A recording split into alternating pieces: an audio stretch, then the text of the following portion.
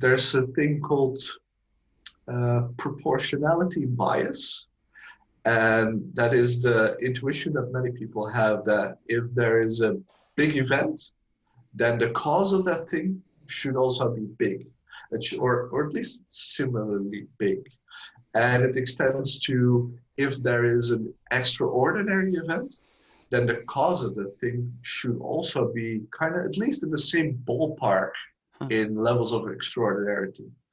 And um, I have this idea that many of the of religious intuitions kind of have their basis in this bias.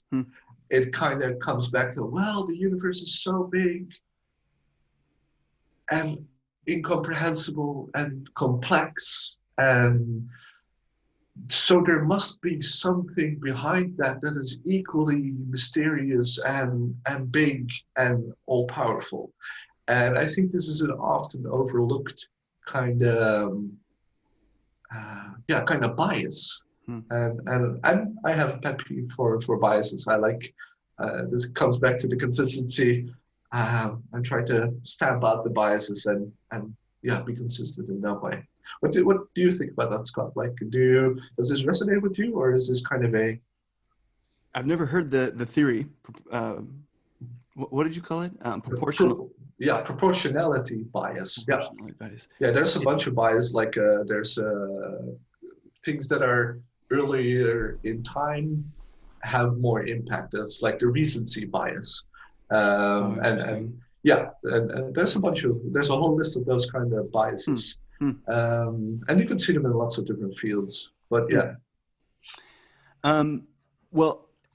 So I find it interesting, and I could definitely see the reasoning there. And then I guess I'm curious if there was a moment that triggered you to start to think about that bias, or if it's more kind of thinking just in terms of people who have like you said, religious intuition. That would be something that you would propose to them of like, are you sure it's not this bias that's leading you to this conclusion? So I guess a general observation that our podcast spurred because we're talking about faith, or if there was a specific moment that you're like, ooh, that person or that thing that Scott said, I'm curious if he knows about this bias.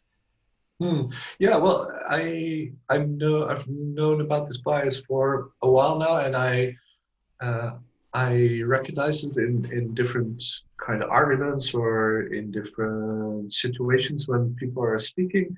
And in a previous podcast, there was a situation where, which I kind of just mimed in a shitty voice of saying, "Oh, the universe is so big." I imagine this is a moment where this proportionality bias kind of is at play, and where it has in recent times, I've been more sensitive to it because with all the corona stuff, there's a massive influx of conspiracy thinking, and to me, it's very clear that the proportionality bias is also at work in much of the conspiratorial thinking, where you say this is such an extraordinary event, there must be a massive extraordinary cause, and then they interject their favorite world order or whatever, or like, and even kind of benign and more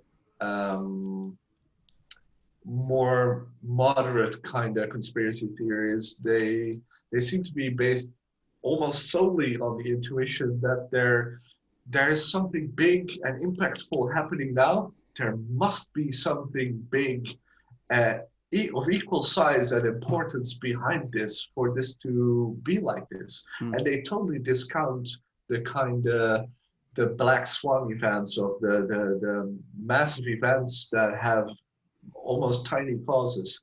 I've been more sensitive to it these days. That makes sense. Yeah, linking it to coronavirus. Yeah. How do you, Scott, for how it's notoriously hard to stamp out your own biases or catch yourself in biases. I'm definitely no exception to that. how do you think this plays? Have you ever seen this? It's easier to point to the other people. How do you think this plays out in religious circles? Well, I guess I'm trying to do some introspection, and maybe you could help me along, like how you would see a Christian doing this. I am a bias machine. I like everyone, I think, really try to stamp out cognitive dissonance by discrediting the opposite. Yeah, I mean that's a big one. The opposite force. But help me along a little bit. How would a Christian kind of use this bias to build up or prop up their beliefs?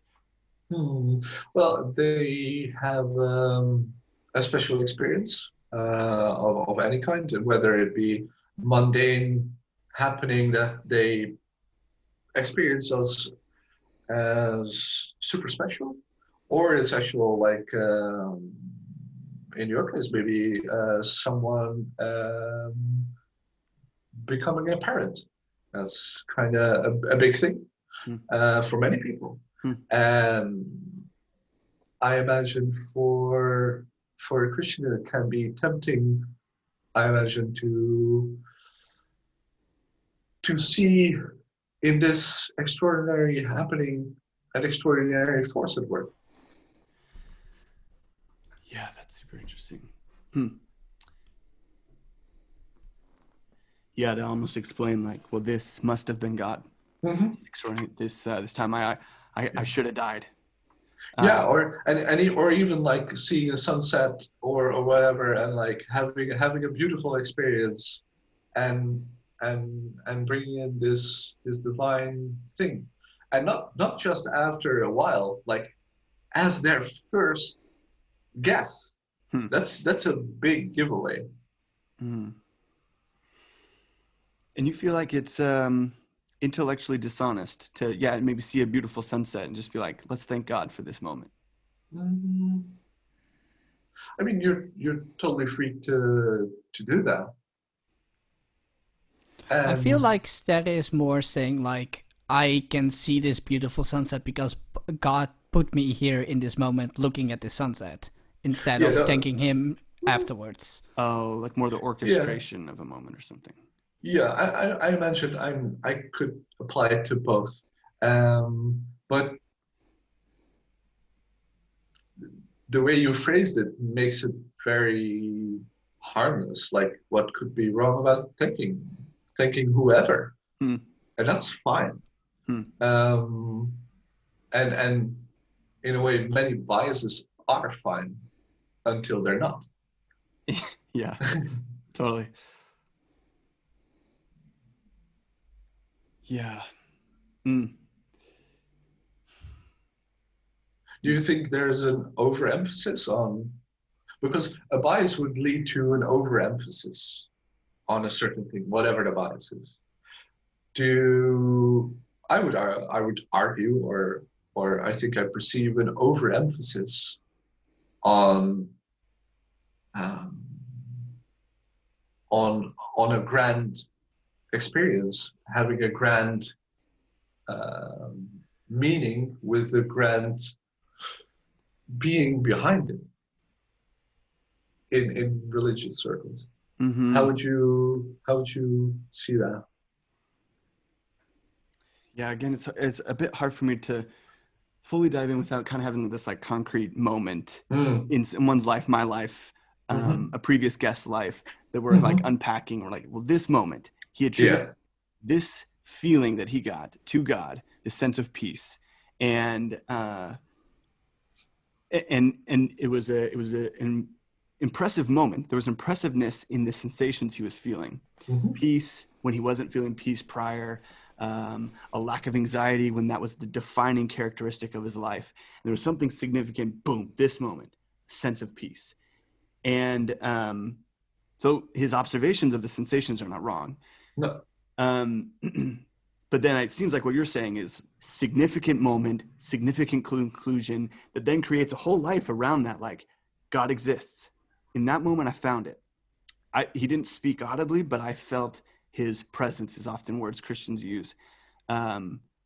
he revealed himself to me. He made himself known. There's this sense of I am not alone in this moment, because that felt supernatural, because everything that I had known about who I am is anxiety until this moment, and it was no anxiety. And I feel like I had this moment I let go of control to God because of that beauty of the moment that he revealed himself to.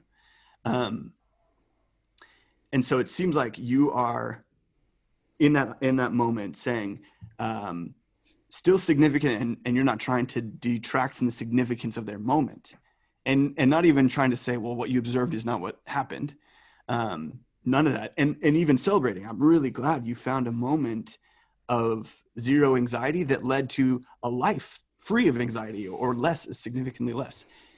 And you're probably celebrating, I'm really glad that was an impetus for a whole bunch of change.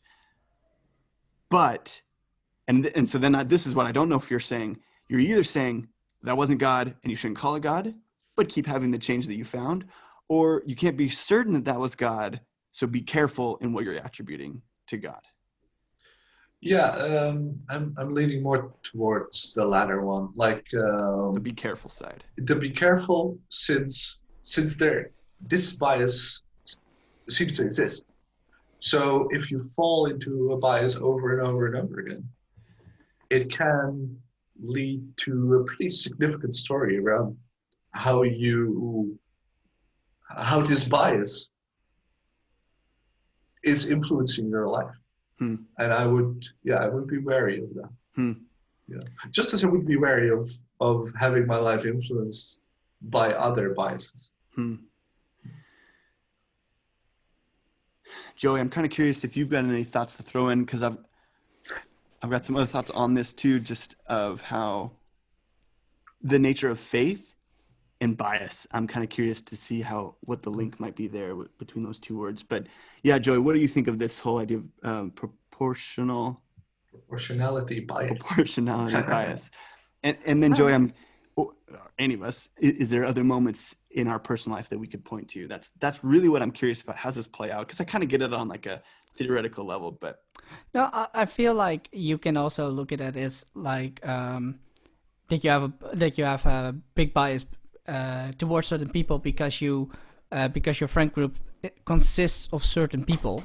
So, for example, Sterre, I wager a lot of radical honesty people, and maybe you grown to have a sort of a bias, not that it's in your personality, but that it's more that you gravitate towards those people because the bias says that those people resonate with who you are.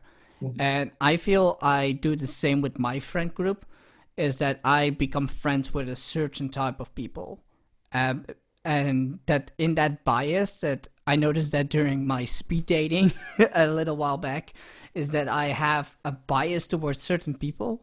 And that's why I didn't give other people the chance to be themselves around me and that I can know them. Because the bias tells me that I will not connect with certain type of people. Yeah, I feel like you can apply that way. This is a great example of kind of how a bias can really materialize yourself in a substantial way and influence your life in a substantial way. And maybe when it comes to a religious experience, I would be slightly more wary, because a religious perspective can have pretty far-reaching consequences on your outlook, on the rest of your life. So yeah, I would be even a bit more cautious when it is a bias that has influence on religious experiences. Okay, so let me take in a question. Part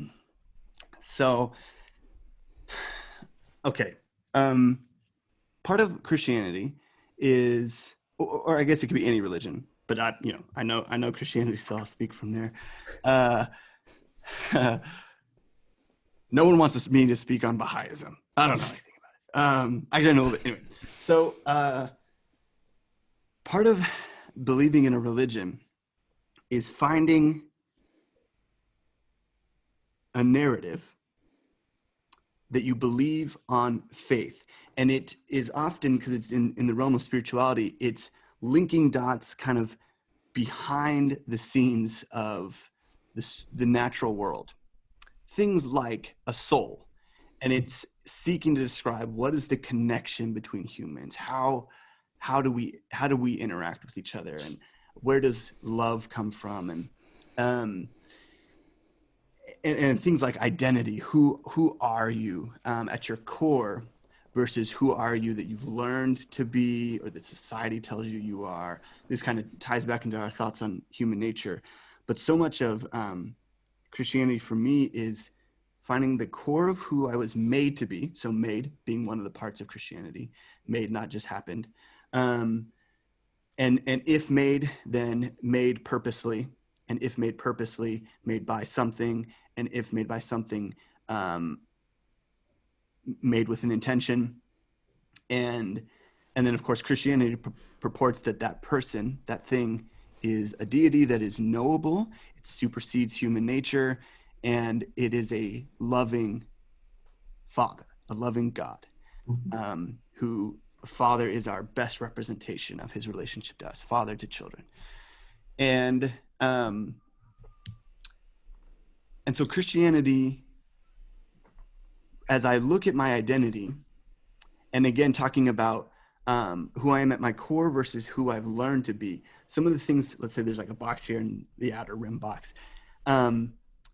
The outer rim box is messages like things that even like Radical Honesty would talk about, the stories that I've believed, things like I must perform to be loved. And me, my little, acting days, theater major, still acting, but like I've really learned that well. Like I need to meet expectations. I need to perform well in whatever the task is in order to receive affirmation. And affirmation is my radar for how loved I am. So the more affirmation, the more loved. And so that would drive me into pursuits to be like the life of the party, to have everyone like me and give me, compliments, whatever. So that, I would say, is a significant portion of my pursuit.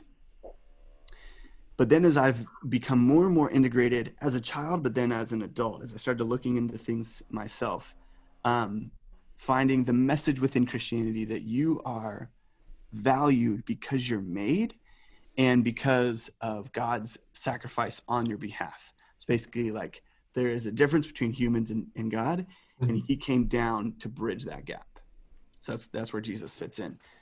But the ultimate end result is this idea that I take on faith, that I have value regardless of what I do, and that I have, and that I no longer need to prove myself. So then it's become this narrative, and I could point to all the different scriptures that really push this narrative forward. So it's not something I'm necessarily overlaying onto scripture, but it's something that I'm noticing all of the time now. It's like, gosh, this is the resounding message of scripture, that God, for God so loved the world that he sent his only son. It's one of the big verses that a lot of people know. So then instead of my question is, am I now, so these are things that I believe on faith. There's often moments where I feel the pull of old thinking as a husband, and maybe I let Brianna down, or I react in anger and I really make her feel afraid or scared or hurt her trust. And then it hits me as husband's one of my main identifiers. And if I'm failing at that, who am I as a person? So then there's this tension of, I feel this most potently because it's something I recently did. It feels like a constant pattern. It feels like something I can't necessarily change.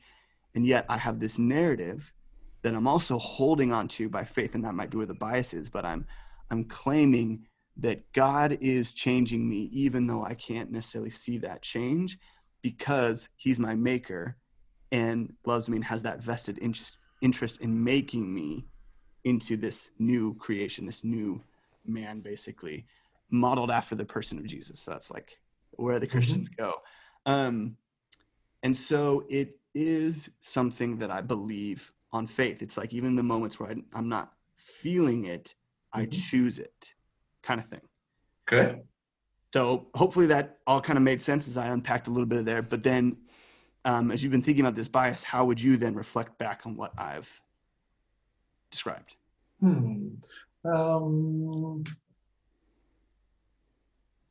I would say,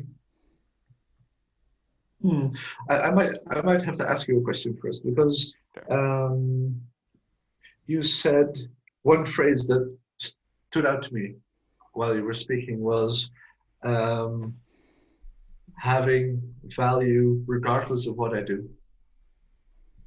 And you attributed this to God or God's love or God's influence and God's purpose that is working through you. If I'm not totally butchering your phrasing, um, I think it's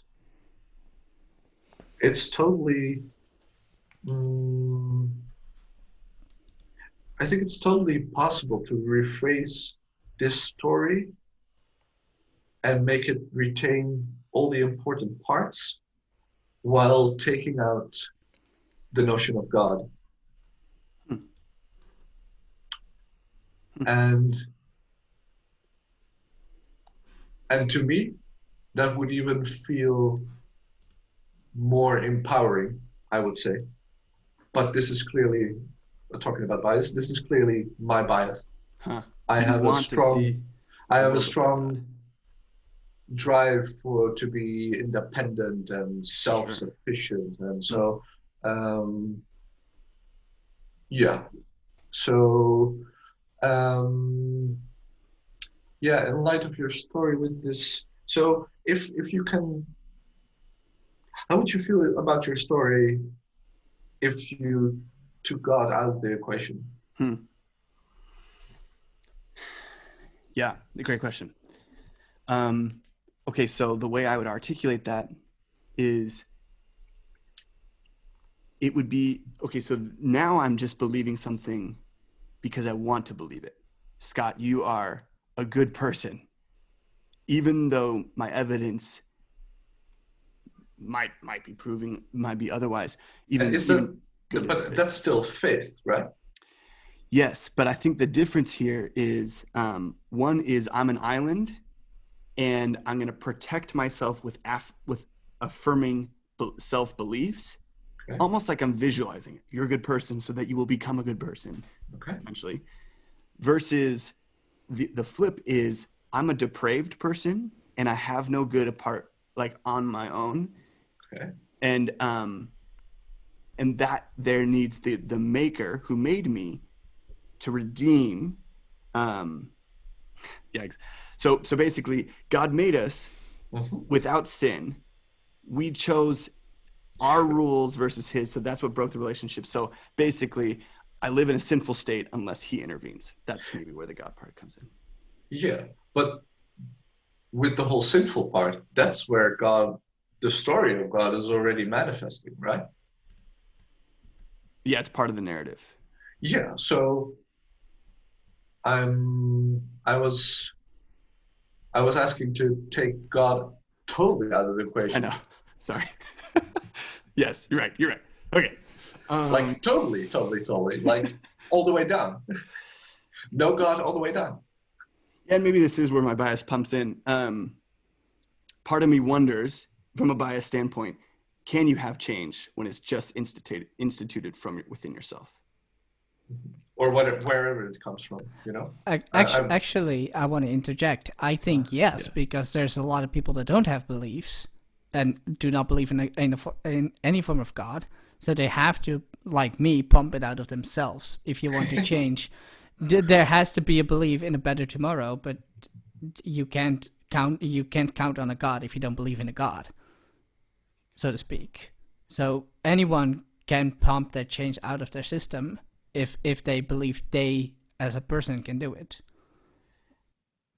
And then the counter I would throw in there, Joey, is this rolls back to my thoughts on self-serving as our base nature as humans, that whatever change we enact, so humans can change. I'm not denying that. Humans can change on their own self-will, but they do it because it is more advantageous to their self-preservation to change. So, for example, you cuss a whole bunch, but then you jump on a podcast. It is more advantageous to adjust your behavior for the purpose of the podcast than to be your fullness of self, hypothetically.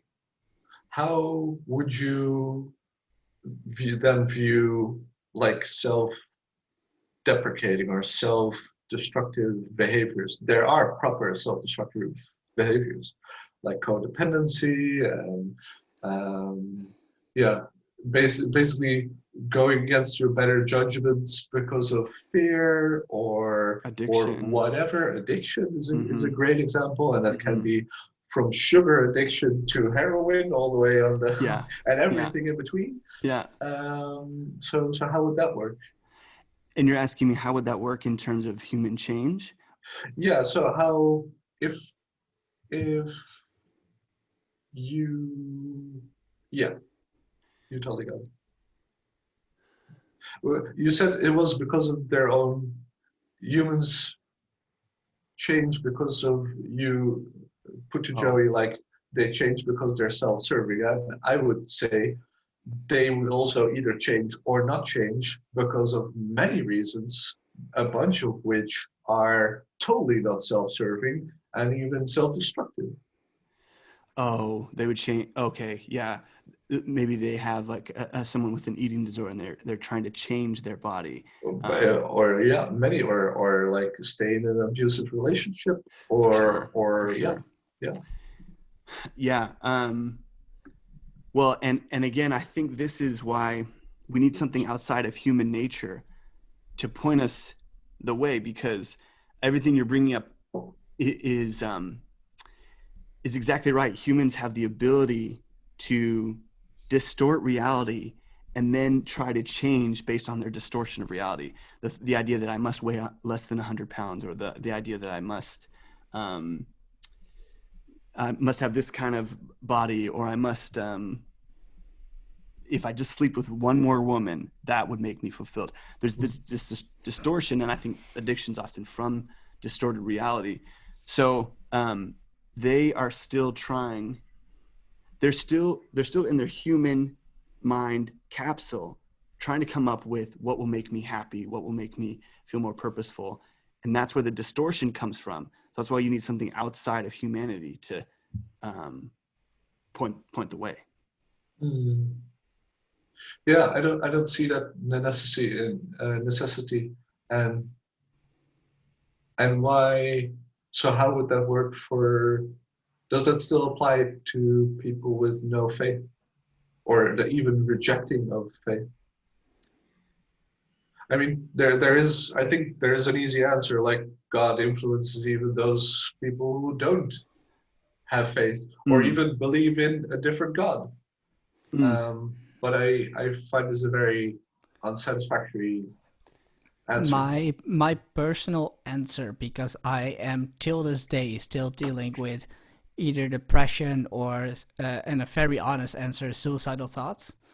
There is not a belief in God will help me for me, but there is the strong belief outside of myself is that there is the possibility, just a possibility, not a guarantee, that there is a better tomorrow.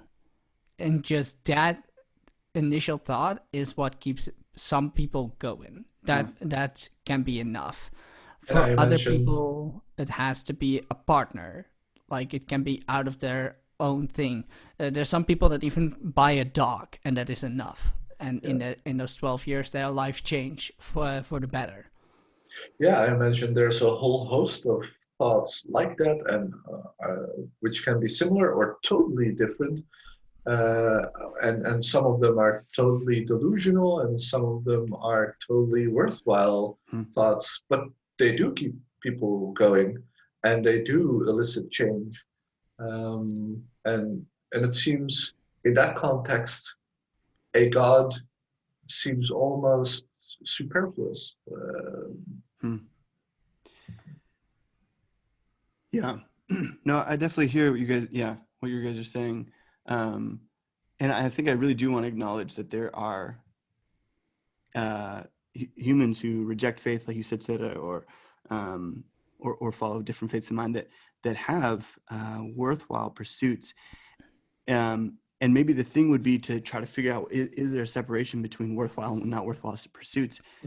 if I were to throw out a potential separation, it would be one group is still living in that base human nature, that it's like the default nature. Maybe that's what I'm putting forward, is we have a default nature.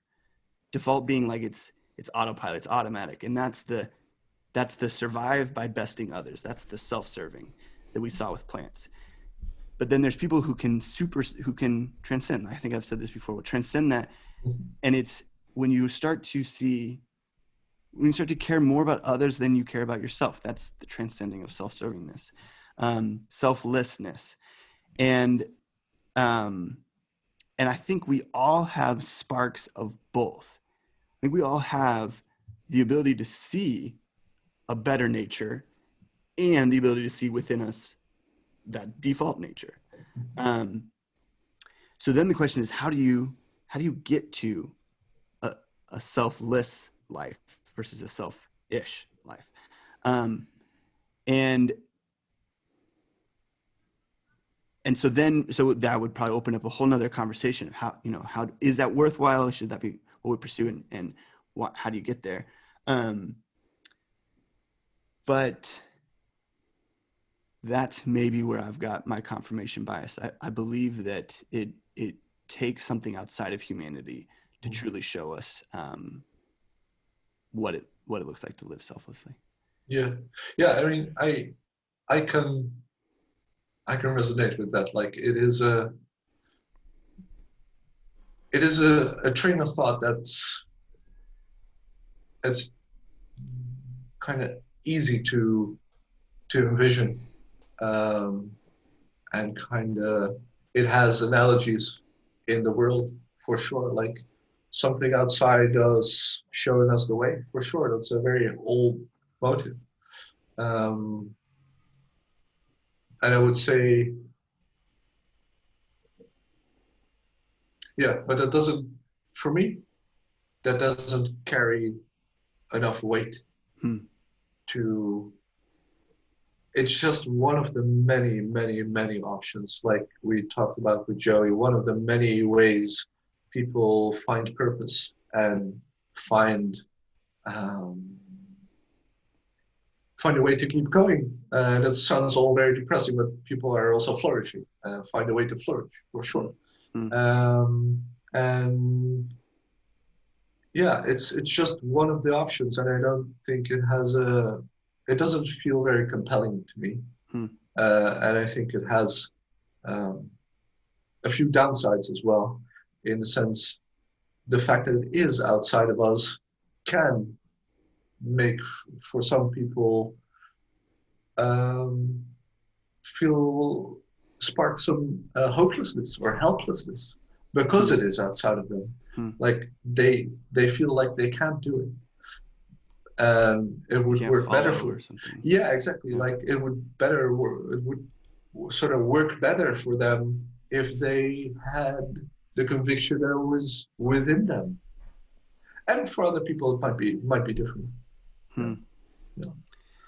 Joy, what's your thoughts on that? This idea of a force outside of us, or does change coming from within humanity?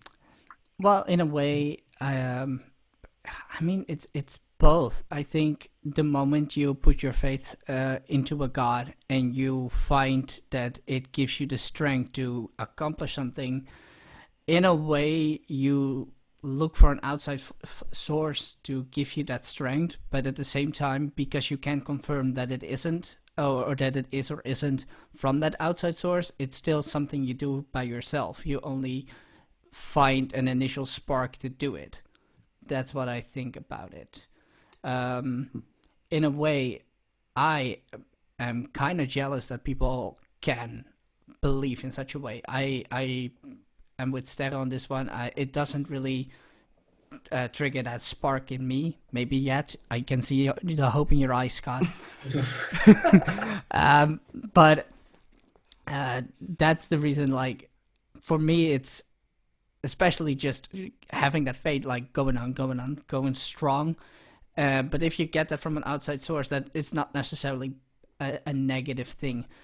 If the moment you become reliant on that, for example, there's people that have to do a prayer before they do something, or they have to hold a specific item, or otherwise they can't perform. The moment you become reliant on those kind of things, it becomes a negative. Mm-hmm. It's not a crutch. Yeah, it's not necessarily a negative thing to have those rituals, but you have to still function without those things. I think that's the key difference. One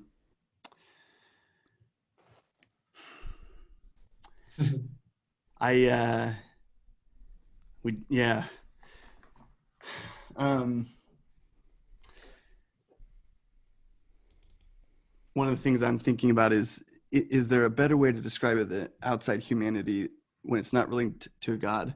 One of the thoughts that I had is, I think we do this.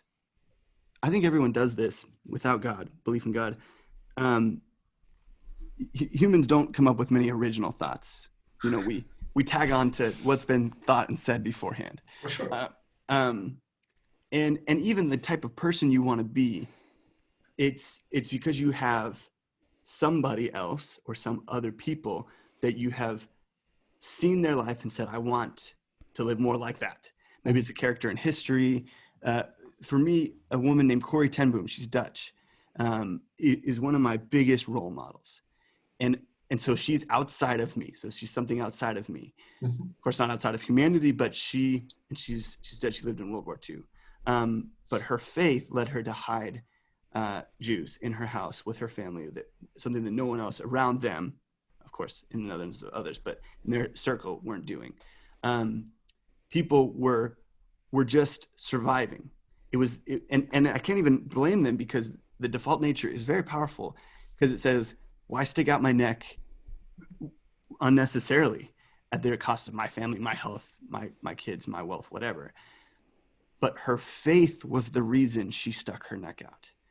She's like, I have no other choice. There is no option here. This is what I'm called to do. Called, that's another Christian word, but it's like mandated. She says, but it's not mandated in like a God's up there being like, do it, but it's like mandated because it was done for her. She's like, if this is the relationship that God did for me, he stuck his neck out, I can stick out my neck.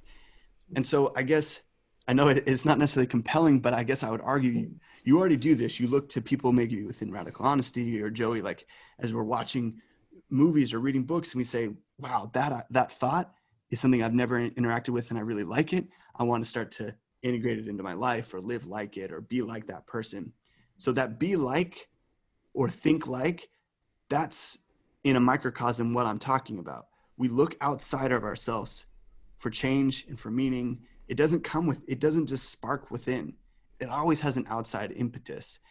So then if that's true, it's not too far of a leap to say, yeah, to have a belief in God. Because for me, yeah, sorry. For me, I would argue that is a big leap. And I I understand the logic behind it. Like, we do look outside ourselves, and in the example of a person resisting oppression and risking their own life for the benefit of others out of a religious motive is great. And there are many examples that stand side by side that do the same, but without a religious motive. And it is, I mean, the looking outside yourself is obvious to me. But it's not just another thing you're looking at. It has a whole cosmos of consequences and implications, and it's, yeah, to me it doesn't, I don't think it's even close to just a small leap. I would consider it a massive leap. Yeah, which is fair. Yeah. Yeah. But at least the premise of humans looking outside themselves, you see that. I'm totally down with that. I think that's a worthwhile pursuit, and we stand on the shoulders of giants in so many different ways. Totally. both intellectually as examples or role models or yeah. Yeah. Yeah. Yeah.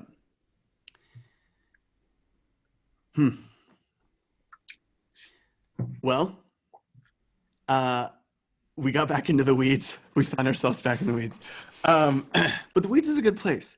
I don't know what. Sure. It's cozy, man. But there's something really good about getting deep into something versus just a general survey of a whole bunch of things. So I really appreciated this. For sure. I never know what weeds we're going to get into, so it's always quite interesting to see where we got. There's always a new patch somewhere that has been unexplored. I'm always pleasantly surprised by the weeds that I find myself in.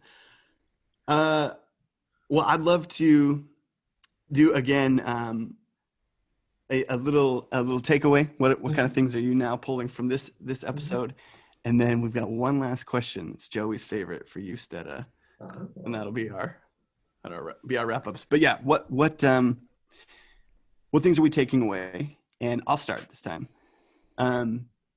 Sterre, I really appreciate your desire for specificity with words, and for the speaker to be clear, and for you as the listener to be clear as to what they mean. It seems like that has a lot of its roots in radical honesty, as well as just how you are. I think you value words, you value concepts, and you value knowing what people mean by them and having them know what they mean by them. And so even in these brief moments we've had here, I really appreciate how you've helped say, well, let's not take agnosticism for granted. Let's dig into what we mean by that. And you've really pushed me to not take faith for granted. That can't be just a word that I loop around, as well as this leap that you've just pointed out that could be part of my propositional Proportional. Painful bias.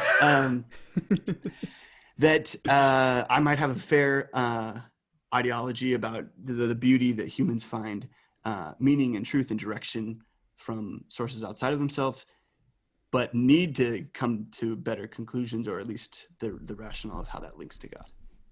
So that's what I'm taking. I think that's a really good critique.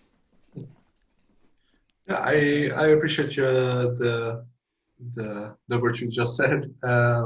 I like to be seen as someone who is precise, and I value being precise, even way before radical honesty.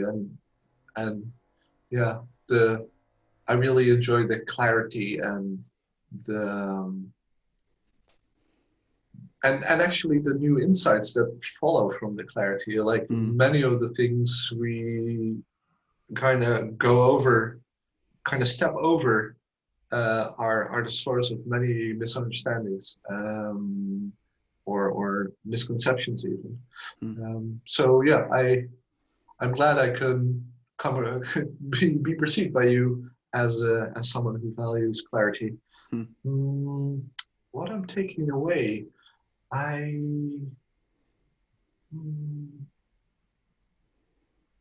yeah, for me, listening to the podcast and having my pet peeves and writing them down, and then coming on the podcast and actually talking about them, that's been a great experience for me. And because I have this tendency to be very almost venomous in if I would write to you, like if I would have a written pet peeve discussion with you, it would be far more venomous and harsh than what it has been now. Email us.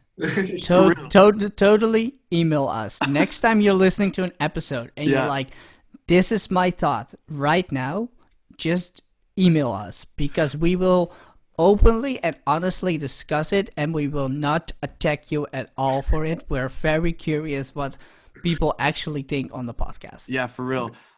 For real. And maybe instead of you can be the start of our vibrant internet community that goes back and forth in all of our episodes, and you can create a new avatar that's just like Venom 101, and then everyone's just like, oh, Venom's at it again. But for real, we would love that feedback. If you have notes, thoughts, pet peeves, because we're just starting out. and we've got a lot of growth to go through. So I totally agree. This is cool. And I don't think I quite knew that you were just, sitting on some venomous pet peeves that we got to. But yeah, my takeaway was actually like when discussing it, I kind of mellow out as well, because it's like, and rightfully so. It's like on one hand, writing is a great way to formulate thoughts and to make sure the steps in your brain can be really big and then really small and then really far and then really short. But if you force yourself to put things on paper, that becomes really painfully apparent. So in that sense, writing is good. What it's not good for is like the actual feedback and like the feedback halfway through where you are actually, oh, I see. Well, yeah, that's totally different than I understood it actually. Or it's a small difference, but it's kind of a small deviation of an ocean liner of just 2 degrees, you'll end up at a totally different place at the end of your reasoning. So yeah, that's great for discussing it. So it's another example of a takeaway for me. This is a very personal takeaway that I've experienced now, the difference in conversation and the difference in writing it down and having just a mental conversation. So all you people who've been blasted by Venom 101 due to his Facebook comments, he's sorry. He would like to discuss from here on out. That's totally what I said. That's totally what I said. So a personal, I always get personal takeaways because the second part is almost like a therapy session for me. It's like I'm always dropping in very personal stuff in here and thinking about them. I am really gonna focus on having certain type of conversations with certain type of people, trying not to let the bias overrule what I feel, because I'm always afraid that people will hate my guts whenever I speak up, and I feel like it's long overdue to have a certain type of conversation with a good friend of mine. So I feel like I take away that I shouldn't be as afraid of having that conversation, and that it's good to just go with that flow. It warms my heart to hear some of the influence of radical honesty seep into someone else's life. That brings me joy. I make myself happy. Good. And on that note, I have my favorite question. If this is your last day and you have to leave some final words, what are your final words? It can be a sentence, it can be a word, it can be anything you want. Yeah, that's a tough one. For me, it would be if you're struggling with anything, find the part that you can influence. Find the part where there is some of your skill that you can learn involved. Find the part that's some of the advice you can actually ask or get. Find the part where you can make a difference. And if there's 10 parts to a problem and you only have influence on one of those 10 parts, then you're making progress, and usually one thing leads to another. And this can basically make all the difference on a lifetime. Nice. I like it. Yeah, that's great. Great way to end. Well, Sterre, thank you so much for being with us. Joey, thanks as always. And you all listening out there, please give us some feedback. If you have notes, questions, comments, we really want to hear that. We want to create more dialogue. You've been listening to Between Two Worlds, a podcast about belief, unbelief, and everything in between. I'm your host, Scott Trout, signing off. Thanks for being here. Bye.